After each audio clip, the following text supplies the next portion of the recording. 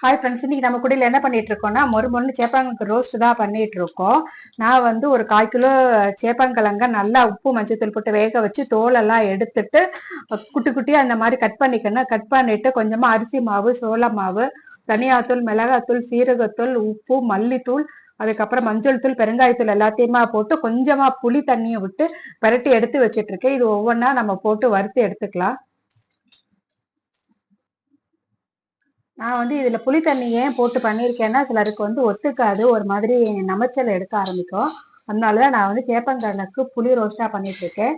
கொஞ்சம் கொஞ்சமா போட்டு நம்ம நல்லா 2 பக்கம் ரோஸ்ட் பண்ணி எடுத்துக்கலாம்.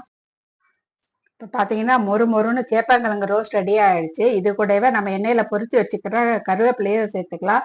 இது சாம்பார் சாதம், ரசம் சாதம், தயிர் சாதம் சாப்பிட்றதுக்கு ரொம்பவே அருமையா இருக்கும். சூப்பரா இருக்கு. நீங்களும் ட்ரை பண்ணி பாருங்க இந்த சேப்பங்கிழங்கு புளி ரோஸ்ட்டை. உங்களுக்கு இந்த வீடியோ பிடிச்சிருந்தா மறக்காம